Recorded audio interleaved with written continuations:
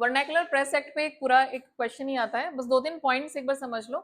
ये आया था 1878 में, लेकिन उससे पहले भी कुछ हुआ था। वो क्या था, 1798 तक जो ब्रिटिश गवर्नमेंट थी वो बहुत ज्यादा कंसर्न नहीं थी सेंसरशिप के लिए। सेंसरशिप क्या होती है कि जहाँ पे आप कुछ रिस्ट्रिक्शंस लगा देते हो।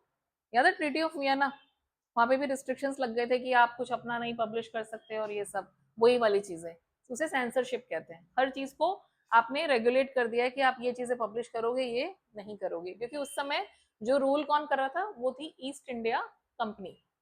Getting the point.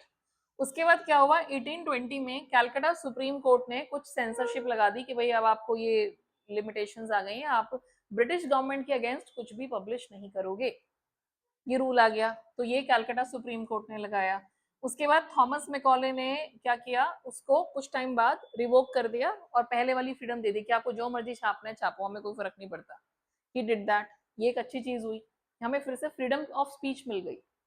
ठीक है, लेकिन प्रॉब्लम कब आई, जब आया था मंगल पांडे। याद है 1857 में जो रिवोल्ट हुआ था, जिसमें वो बॉम्ब में पिग का कोई स्किन या कुछ यूज किया जाता था और काउ का भी कुछ यूज किया जाता था।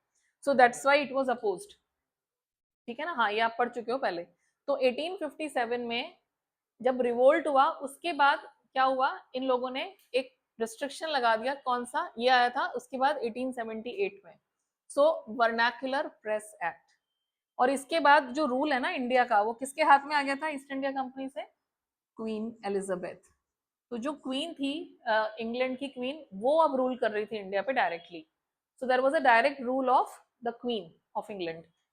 इस वजह से 1878 में कौन सा एक्ट आया था, वर्नाक्युलर प्रेस एक्ट। अब वर्नाक्युलर का मतलब समझ लो, local.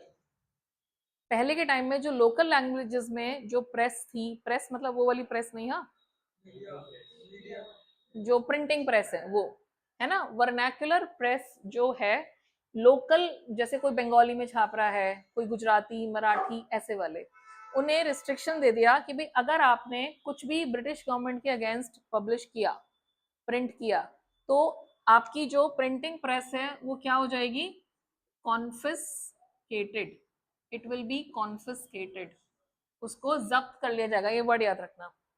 It will be confiscated, आपको वो नहीं मिलेगी। Got it, this was vernacular press act.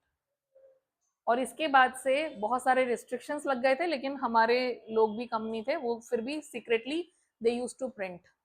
तो वो बहुत सारी चीजें पब्लिश करते थे अगेंस्ट ब्रिटिश गवर्नमेंट। तो ये कहीं रुका नहीं, इस वर्नाकुलर प्रेस एक्ट का बहुत ज्यादा इम्पैक्ट नहीं था, क्योंकि लोग एक बंद करते थे प्रेस, दूसरी